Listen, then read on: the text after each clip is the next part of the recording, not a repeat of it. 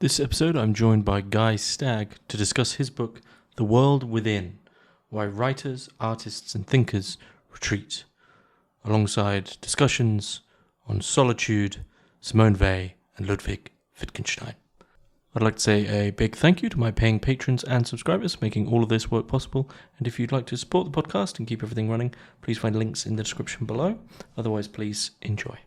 So, Guy Stagg, thanks very much for joining me on the Hermitix podcast. Thank you for having me. We are going to be discussing your soon-to-be-released book, The World Within: Why Writers, Artists and Thinkers Retreat. And this is a book largely about solitude and retreating, but it centers around Ludwig Wittgenstein, the poet and painter David Jones, which is kind of the lesser-known figure of the book, and the writer and mystic Simone Weil. So these three figures are our sort of touchstones for this.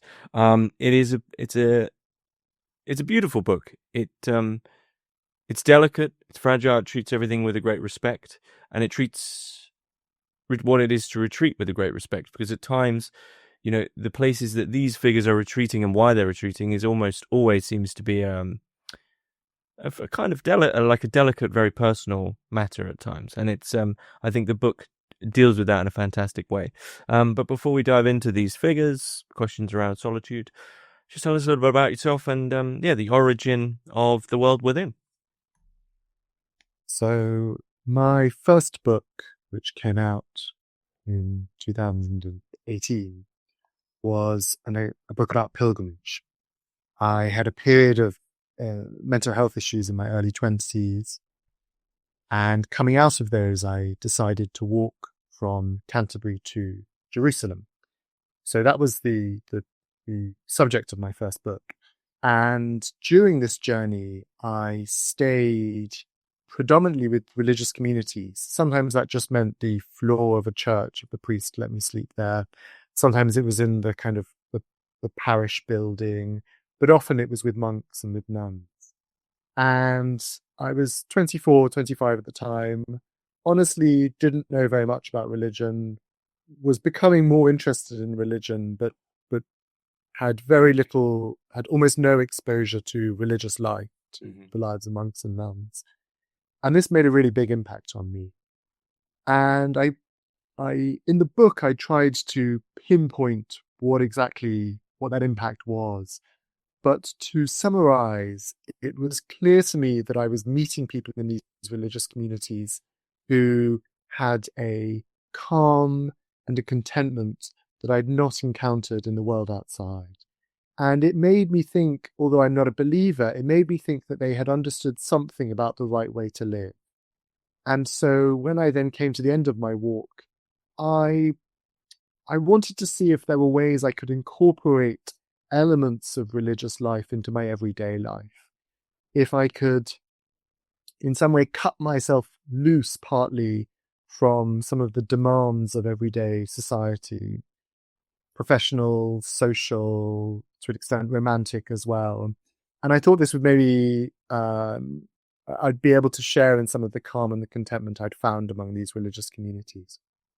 I was also trying to write my first book at the time, and so I hoped this would create a generative context in which to produce creative work. And while I was writing this book, I realized that there were other artists, writers, and thinkers who had basically had the same idea, who had encountered religious communities despite not being believers themselves, or maybe despite being unconventional believers, and who had obviously been inspired in some way by these communities and had then tried to take some elements of this way of life into their own lives. And typically what had happened is that they had retreated from the world in order to work. And sometimes this retreat was a purely secular exercise. We can all think of artists or writers who have found a cabin in the woods, on the mountains, a tower from which to look down on the world and write. But sometimes it was a more explicitly religious exercise. And there were three figures who I'd already encountered in my earlier life, who were perhaps the best example of this more religious retreat. And they were, as you've mentioned, the philosopher Ludwig Wittgenstein, the philosopher, thinker, mystical writer Simone Weil, and then David Jones, this Welsh poet and painter. And all three of them, at around the age of 30, went to spend time with religious communities. And the time they spent with these religious communities, I think, had a lasting impact on both their work and their life. And when I was, as I say, I was already interested in these figures, but when I became aware of this parallel in their lives, I began wondering if I could write a book about this. And crucially, I began to wonder if, by focusing on these three figures, I could ask and maybe even answer some larger questions about what role does retreat play in a creative life? What are the benefits? But then a question that over the course of the writing preoccupied me more: what are the costs? And so that's what I try and answer in the book. So you were looking to answer, there was a specific question for you, and it was around, did you see something in these figures that something had changed to such a degree that you'd realized, away from the perhaps romanticization of solitude, that there was a cost that we often overlook of such a way of living? I think that was the lesson I learnt in writing the book, but it was also a lesson I was learning in my own life. So as I say in the book, I think the idea of sacrifice and of giving everything up, I think that's particularly charismatic to people in early stages of their life. Say, I'm thinking of young men in their early 20s. I think it's partly because it presents an absolute answer to some of the difficult balancing act that is the question of how to live. And I think it's partly because when you're younger, you have fewer ties, you have fewer responsibilities, you probably have fewer material possessions. You really just have less to give up. And I think that's what makes the idea of sacrifice particularly charismatic or enchanting at that point of life. And so for myself, I was very attracted to that idea in my mid to late 20s. And then as time passed, I became more aware of the costs that followed on from this. And then, as I said, also just looking at the lives of these three, I'm not suggesting that they should or could have lived differently, but I think the more I studied their lives, the more the romantic image of the artist, which in a way they all embody, the more I got a fully rounded picture of them, and I got a sense of, the costs of the sacrifices they'd made. And I think these costs become particularly obvious as time passes. So if in the model of a romantic poet, you die at the age of, before you turn 30, the costs on a life are maybe that's a check you never have to cash. But if someone moves into old or middle or even old age, the price they have paid for those sacrifices begins to become more and more obvious. And that was something that I became more aware of the more fully I understood the lives of these three. Yeah. So outside of the religious element and the fact they all are figures that did retreat into some form of solitude, do you see any other connections between the three that saw them as a natural trio for this book? Yes. So the parallels between Ludwig Wittgenstein and Simone Weil, other people have noticed these before me. They both came from Jewish families. Weil's was an assimilated Jewish family in Paris. Wittgenstein, 3 of his 4 grandparents were Jewish, although his parents had become Lutheran and Catholic respectively. They both had a conversion experience of sorts as a result of war. Wittgenstein, while he was fighting in the First World War, Weil's followed soon after, although not directly after, her experience of the Spanish Civil War. They both lived with an extraordinary level of austerity, a severity, both in their thinking, but also in the moral standards they set for themselves. And now to bring in David Jones, who there the parallels are a little less obvious, but I thought he gave a slightly made the book a fuller book as a result. Now talking about all three of them, they never married. They owned very few personal possessions. They never had conventional careers. They were committed to their respective disciplines, but contemptuous or oblivious of the more obvious forms of recognition and public or popular success. So I felt that they all gave a an inspiring but also pretty stark model of what a creative or an intellectual life could look like.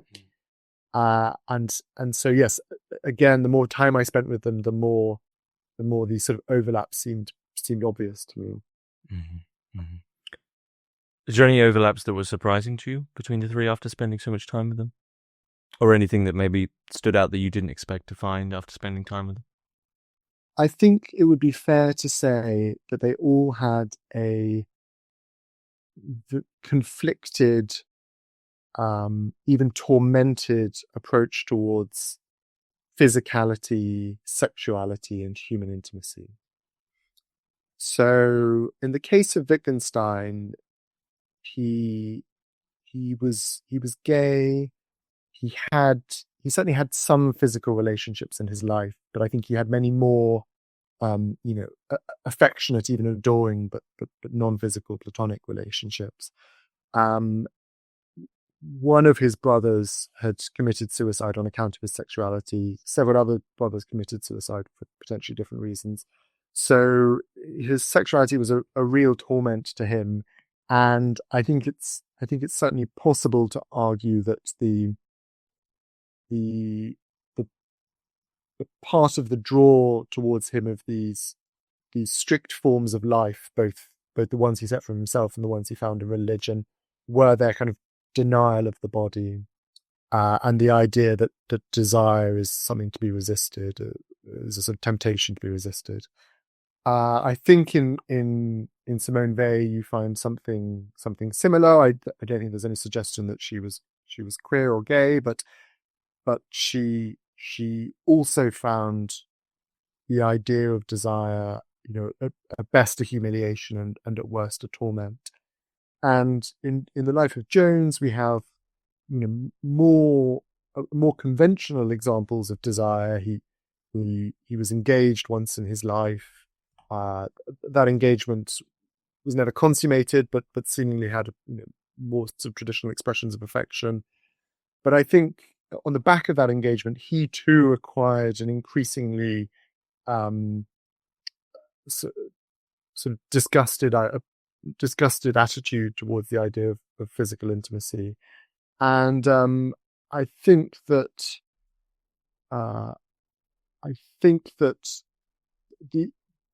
these three are all kind of brilliant thinkers, but I wonder if the way that they close themselves off from not just the physical, but also the other elements of human experience that follow from that, things like family life, things like the affection for children. I think that makes them sort of powerful, but also kind of quite limited thinkers and examples. So I guess the broader question then, to jump into the deep end here, is what is it to retreat? And then from that, there's sort of two questions, because there's one, to what sense does that retreat have a natural relationship with this something elusive, something more, if we don't want to put religious terms on it straight away, but also to what extent does retreating have a relationship to what you've just mentioned, to get away from oneself also, or to try at least. So I guess to begin is what have you found? What have you found is a working definition of what it is to retreat without constraining it? I think it might be easier to talk about what retreat is not first. Mm-hmm. It's not going on holiday. It's not moving to the countryside. It probably doesn't require you to be by yourself. And even though the word is featured often in the marketing materials of luxury yoga retreats, that's probably not it either. So I think it requires some departure from one's everyday life. That can be physical, but it doesn't have to be. Crucially, the obligations, responsibilities, and context of everyday life need to be suspended. The reason that they need to be suspended is you need to be able to think or create with some freedom from the familiar and the everyday. And I think this is the crucial element, and this is what gives it a religious dimension, even though this doesn't require any kind of religious context. And that is that a degree of self-reflection takes place. And the hope is that because you're suspended from everyday life, it's possible to think about yourself outside your habituated patterns of thought, and therefore learn new things about yourself and the world. And in the case of these three, which I think is maybe the sort of the highest end that retreat can achieve, is become someone new in the process. Again, with a correlation question, do you see any correlation of what causes a retreat, or is it even a fluxing process? Are these singular moments of, for these figures, is it a singular moment of there's this clear-cut period of retreat, or is it more of a processual thing where they perhaps even go in and out of what seems to be more of a state than a specific? Yes. I think it's both. And I think your question captures something. So another parallel between all three of these is that there were quite clear triggering incidents that took them away from the world. So in the retreats that I write about specifically in the book, Ludwig Wittgenstein was, according to his letters, suicidally depressed. His lover had died during the First World War. This retreat took place a little over a year after the end of that war, but he was still clearly grieving this loss. In the case of Simone Weil, she was suffering from very severe migraines. Again, she had subsequently wrote in her letters that these migraines were so severe that she was considering suicide. And in the case of David Jones, the initial reason for his retreat was actually he was staying with one sort of semi-religious creative community and went to stay with another because he hoped the weather would be slightly better. But soon after this first retreat, he had a subsequent retreat where he stayed for a longer period of time, and this was because his engagement was breaking down, and one of the other members of this community he was staying with again wrote that he seemed sort of close to suicidal in terms of how depressed he was. So there were there were clear moments of crises in the life of these three that provoked the retreats about which I write. Nonetheless, I think your term state is maybe a good way of thinking about it, in that retreat, I think, is also an organizing metaphor or a recurring theme in the lives of these three. And in different ways, they were forever retreating.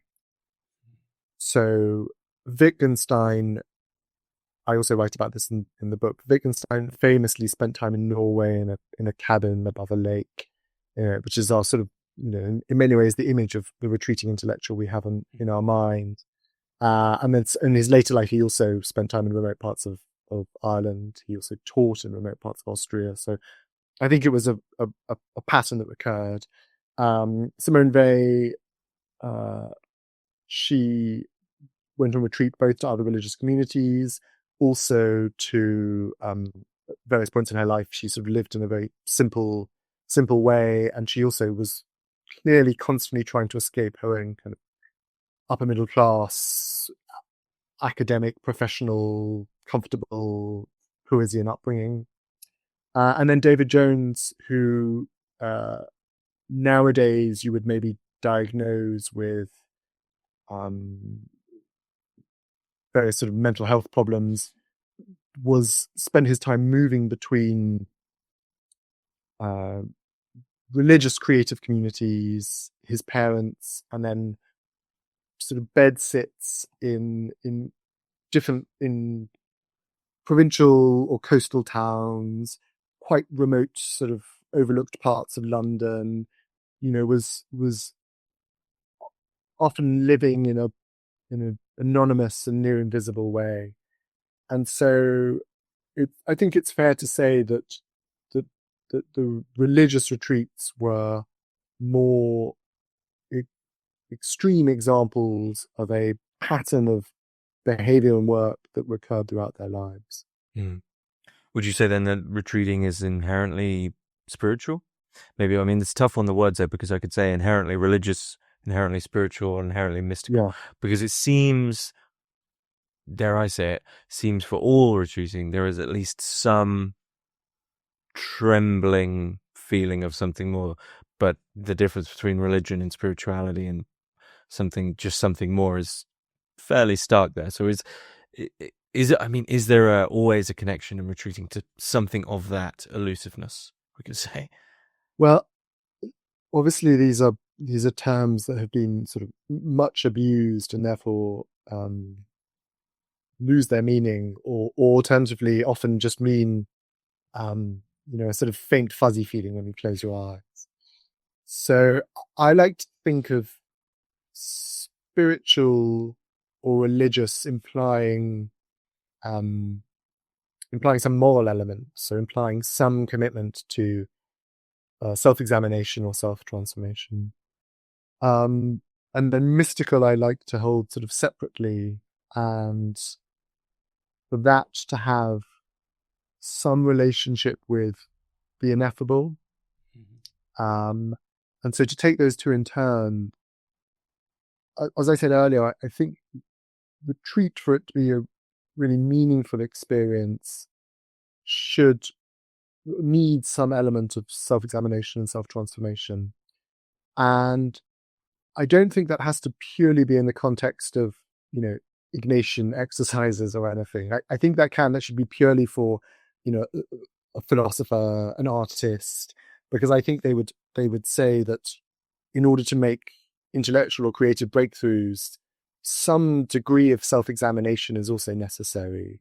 Jonathan Franzen talks about often that the years he spends struggling to write books is because he's struggling with this question: what do I need to understand about myself in order to write my next book? So that there is, I think, a connection between self-deception or being honest with yourself and being able to make creative breakthroughs. And then obviously Wittgenstein talks about how in order to do philosophy, you need to dismantle the edifice of your pride, which he calls terribly hard work, and which I think he argued during these long periods out of the world. This is what he was trying to do. So I think that retreat needs this spiritual element, but I don't think it needs a religious context for that spiritual element to take place. As for the mystical element, so I described mystical as having something to do with the ineffable, and I think that what is maybe happening, or what is ideally happening, when you're leaving behind all this sort of context and familiarity, and preferably moving to somewhere that is sort of separate from the world, although that doesn't require mountaintops or deserts. What that is doing is turning down the volume on everyday life and what is familiar. And I think that allows for a silence or a stillness that is not possible in the rest of one's life. And what actually happens when you're in that silence, it's harder to say, but I think maybe Simone Weil is helpful here. Her writing, she talks a lot about attention, and she talks about attention as a sort of moral act. So she really thinks that attention at its highest is one of the virtues. And that's partly because it's just very hard to do, but also it's because she ties it to, paying attention to other people. And if you are genuinely paying attention to other people, I think it's hard. Well, she would argue it's hard not to act in a moral way. I wouldn't go as far as that, but I would maybe argue, and this is particularly true in our modern world, that attention is to use a slightly lazy metaphor, is like a muscle that needs to be trained, and that retreat hopefully allows one to train one's attention. And what happens as a result of that attention may be the kind of mystical or ecstatic fireworks that Simone Weil experienced. Probably it won't be, but maybe will allow a slightly higher degree of concentration on the intellectual or creative project that is taking place, or to move it outside those kind of lofty realms, will maybe allow one to return to the world and engage in the people around you with more kind of generosity of spirit. It's interesting what you said earlier about they were sort of forever retreating, and retreat as a state, especially in this idea that spirituality has a relationship to morality and self-transformation. And in that sense, it seems that the state of retreating is, would you say it's, for these figures, I guess, a sort of ceaseless reduction of the self. If you're forever retreating, there's always this, perhaps even a refinement. Retreat again. It's almost as if you're trying to find everything that isn't you. As I guess in the Wittgenstein term, it seems like just a constant dismantling to get down to something. Yeah, the work is never done. I think it's more like exercise, something, or fitness, like a muscle. Yeah, a constant process of training, rather than a state of enlightenment that can be reached, at which point you can take it easy. Is this always happening in, shall we say, cliche places of solitude? And we think of Wittgenstein, as you already said, in his sort of famous house there, is a very scenic spot. Is this retreating always in such places? Does it need to have a relationship to such places? So there are certain structural requirements for retreat which attract people to places with little human presence. Mm-hmm. And I think that it's also helpful if people feel a sense of shifted perspective. I think this is why mountains and deserts appeal so much. They not only have less human presence, but they also often make us feel quite small in comparison to the landscape. Remind us of the scale of the landscape and not only its significance. And I think that shift of perspective is valuable. I don't think it's therefore necessary for a place to be scenic. And I think that too much beauty could be its own distraction. During the writing of this book, I went to stay in Klosterneuburg, which was the abbey where Wittgenstein worked as a gardener. And it's absolutely spectacular. It's this sort of Baroque spectacle just outside Austria, fabulously wealthy, very well maintained. And I found it quite hard to relate to Wittgenstein or imagine what his experience would have been, because the whole thing was too spectacular. Yeah. I had a similar experience. Reminded me a little bit of when I visited the Vatican, which is undoubtedly a glorious, but is sort of overwhelming as well.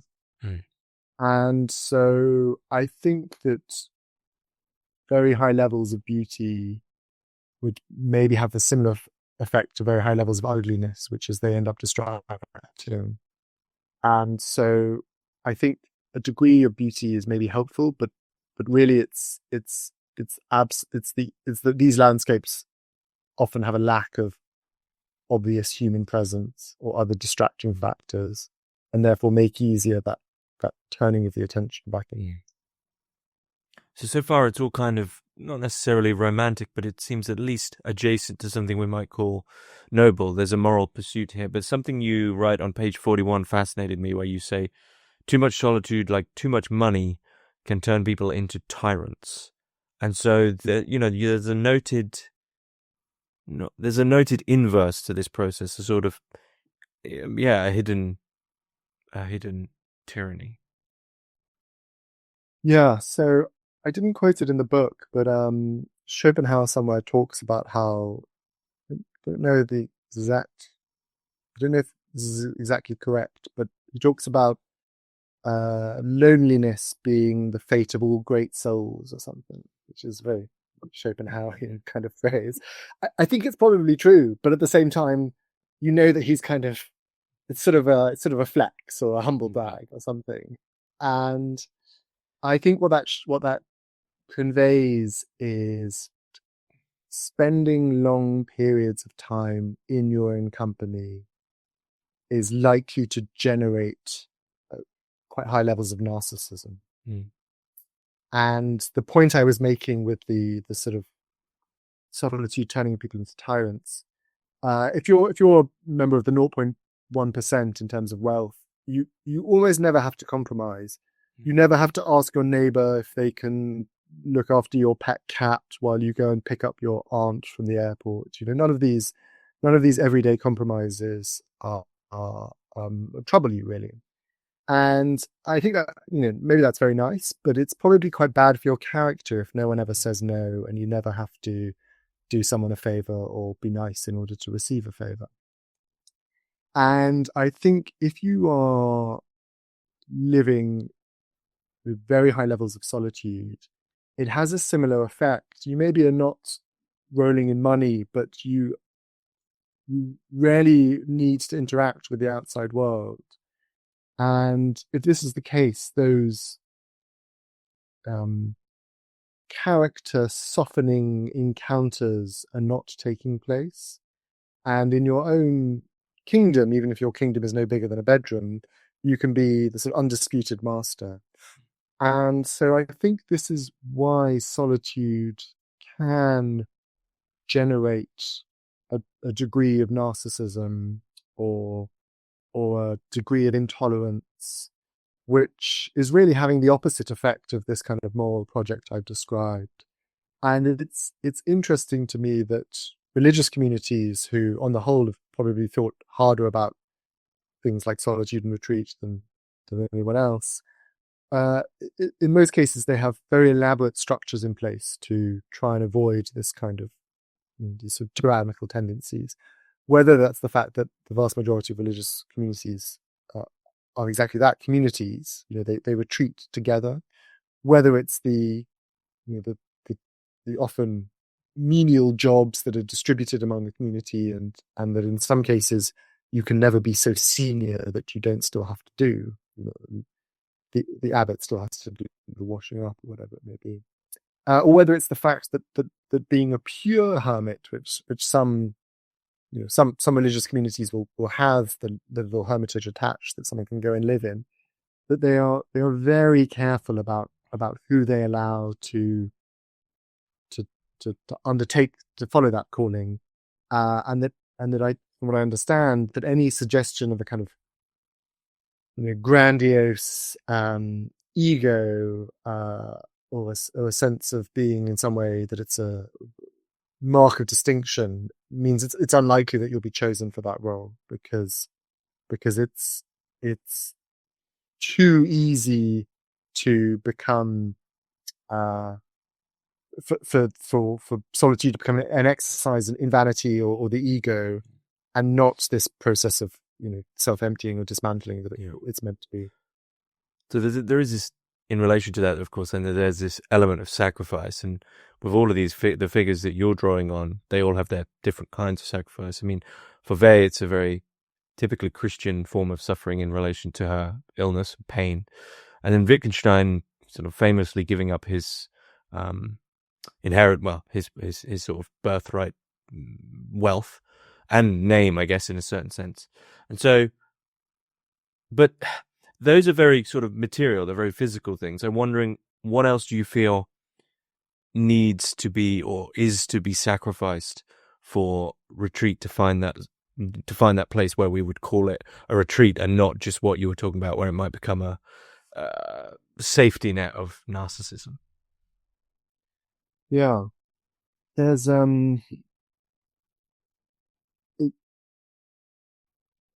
there's a book by Sarah Maitland called, I think, A Book of Silence. And she is a writer who, for the first half of her life, was extremely involved in family life, feminist activist communities. In her own words, had a very loud and busy life. And in the second half of her life, she became more and more attached to silence. And so she withdrew from the world, went to live in a remote part of Scotland, withdrew from her family to a certain extent, communicated with them much less. I think maybe did a bit of online writing, teaching, but sort of professionally really turned down the volume on her life as well. Mm-hmm. And the book ends with this amazing moment of sort of self-confrontation where she asks whether or not, if she's really approaching silence, the next thing she needs to do is to stop writing, which is which I found a kind of an amazing idea to end the book on. And the reason I mention this is that if these three had been completely devoted to the project of self-emptying, presumably they would have joined religious communities, or at the very least pursued more anonymous lives than they ended up living. And I can't help but think that the vanity and the narcissism that I was talking to you about earlier, it's something that one would want to pick apart if one's purpose was purely sort of moral. Mm-hmm. But that in the case of these three, they actually needed to hold on to something of that. Because the reason we remember them today, the reason they're important, the reason they're interesting, the reason I wrote about them is because they did leave this sort of creative or intellectual legacy. They did produce these remarkable works or ideas. And that required them holding on to something, deeply personal, strange, and idiosyncratic inside them. And also the sort of stubbornness and selfishness which is required really for any creative life. And so while in the book I resist the more familiar romantic idea of suffering and creativity being in some way necessary bedfellows, I think that selfishness, solitude, these things are necessary in order to have certainly the kind of creative careers they had, and maybe any type of creative career. And so I think this is where the creative retreat and the religious retreat maybe move apart from each other, because I think if you go too far in the religious direction, you probably won't end up producing the creative work. And what of suffering? It's a pretty basic, it's a basic way of putting it, but it's almost a chicken and egg scenario here, I think, for all of these. Is retreat also for all of them a case of a natural way to deal with the suffering that was already there, or is almost the suffering transformed into a different form of suffering as retreat is approached? People sometimes say about addiction that it presents itself as a solution to the problems that it causes. So the drunkard whose life is falling apart thinks, well, I can't deal with my failing marriage and my unpaid tax bills. I'll I'll go and drink and that'll make it better. And obviously that just delays the problem. And I wonder if retreat had a similar effect in the lives of these three, in that they went on retreat at moments of crisis, and that in the short term they found in a retreat either something that made the crises bearable, or in some cases a solution to these crises. And if that's true, then they possibly continued retreating in the hope that it would continue to solve the problems that they faced in life. Mm. But I don't think retreat can solve all of the problems that we face in life. And at some point it becomes running away from problems. And I think that it's not surprising that people who find everyday life, whether that's the demands of society or the demands of conventional careers, or over large families, or whatever these things that people feel suffocating, it's not surprised that a person like that would retreat into the life of the mind, into creative work, into intellectual work. And it's not a surprise that at times retreating would be the optimum circumstances in which to do that work, in which to produce work. But if the difficulty is basically facing the world on its own terms, then I don't know if retreat is ever going to be able to solve that particular problem. It can maybe give you some of the resources you need in order to face the world, but I think that only comes from being in the world. And I think that's probably one of the messages you get at the end of The Magic Mountain. I'm intrigued as to what point you think a retreat becomes escape. At what point does it turn into that negative character and someone is just trying to get away from things?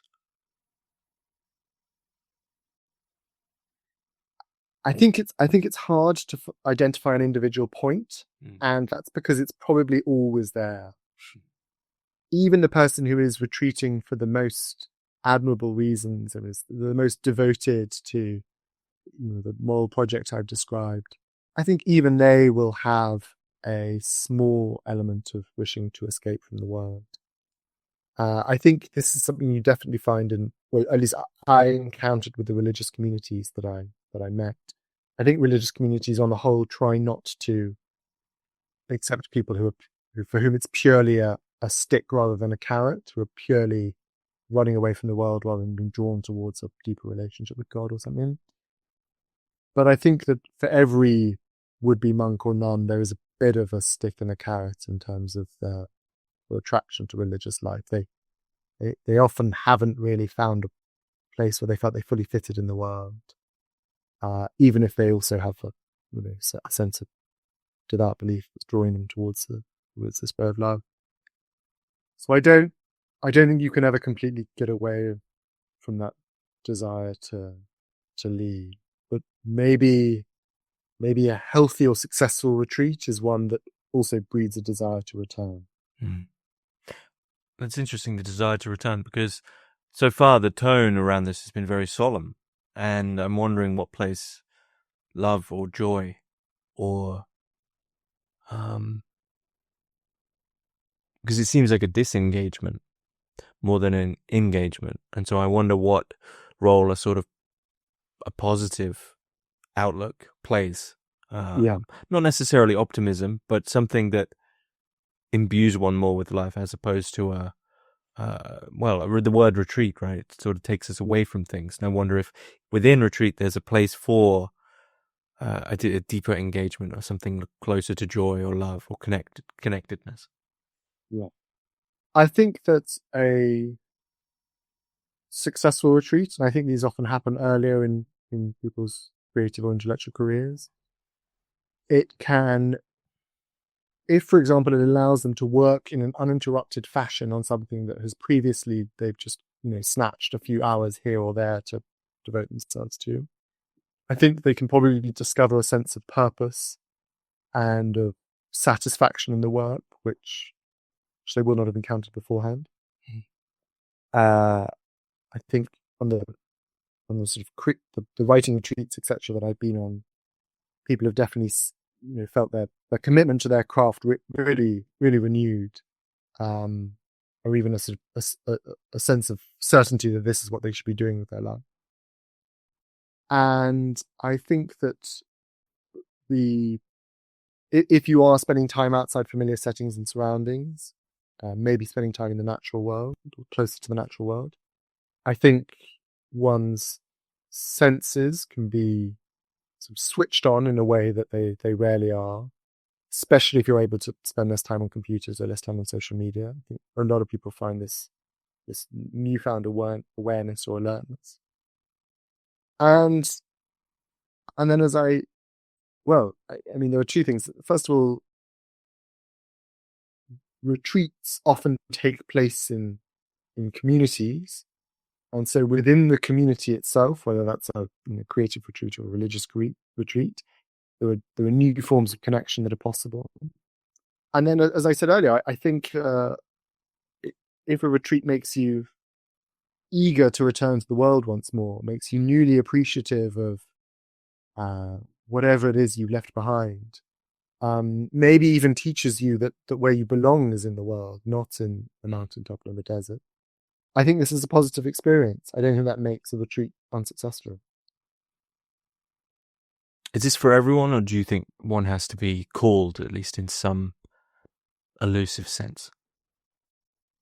Yeah, so the idea of vacation is an idea that it used to really preoccupy me. The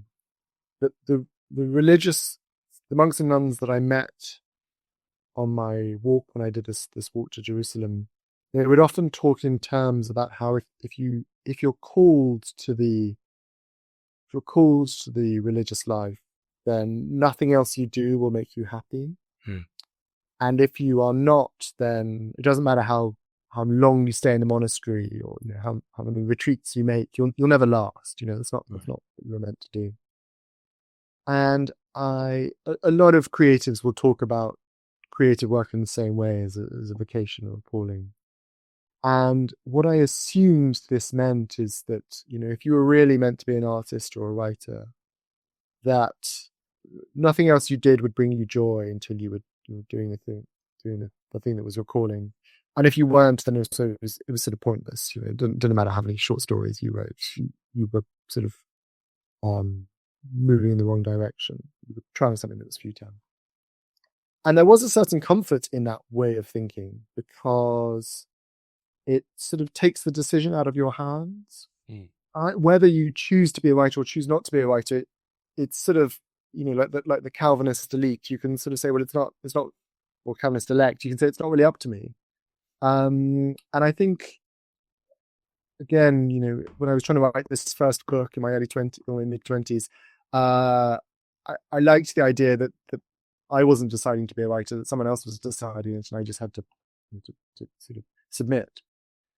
I don't know whether it's true for religious callings, but certainly I don't think it's true any longer for a creative life. I think, people choose to spend 1, 5, 10 years writing a book, or they choose not to. There's no larger sort of cosmic order that they're obeying or disobeying. They just have to decide whether or not it's a valid sacrifice is maybe too strong a word, a valid use of their time in comparison to earning money or, looking after family members or whatever else they might be doing with their time. So it's a less sort of, it's a bit less romantic, that idea of the creative life, but I think it's probably more accurate. Is there anything you'd like to add about your book or retreating that we haven't touched upon you feel is key? I guess it's a point that we've been sort of circling around, but I think it's probably worth saying explicitly. I don't want to take the conversation off the theoretical level that it's mostly been at, but obviously, if you look at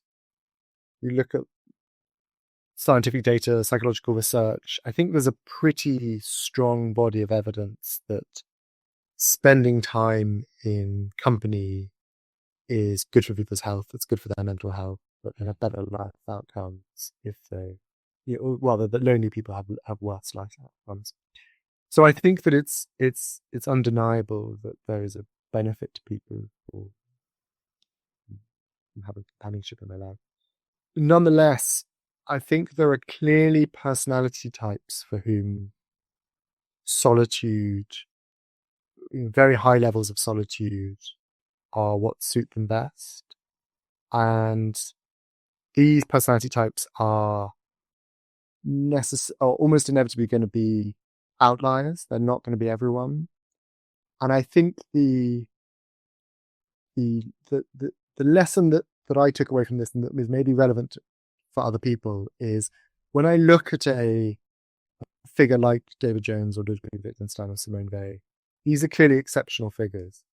And I think I imagined that if I made my life more like their lives, I would produce work like them. And I think that was a mistake. I think that for most of us, these figures are interesting and inspiring, but they are probably not useful models for how to live our life, because they're extreme examples.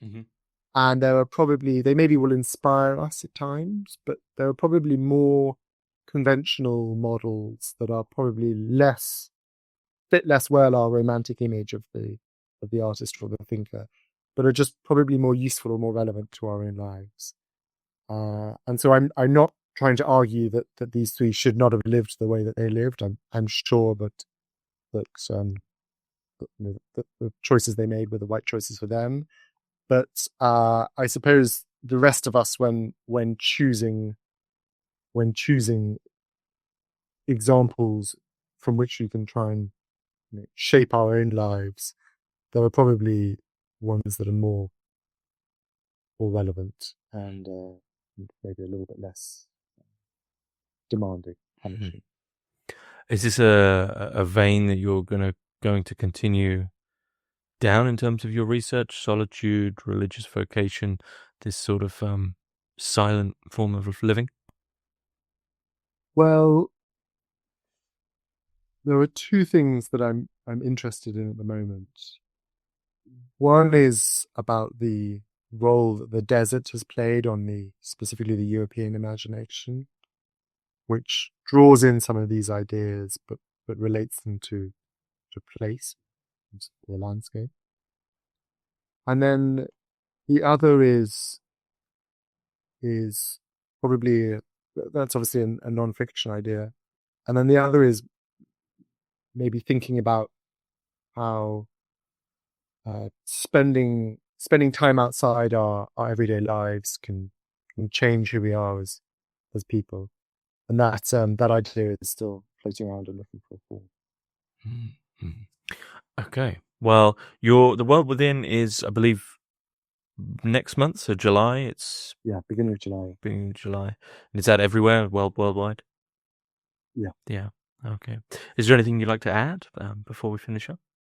No, this has been a wonderful conversation, James. Yeah, I'll be sure to put the links for The World Within, Why Writers, Artists and Thinkers Retreat in the description below, as well as your own site. But other than that, it's been a fantastic conversation. Guy Stagg, thanks very much. Thank you very much.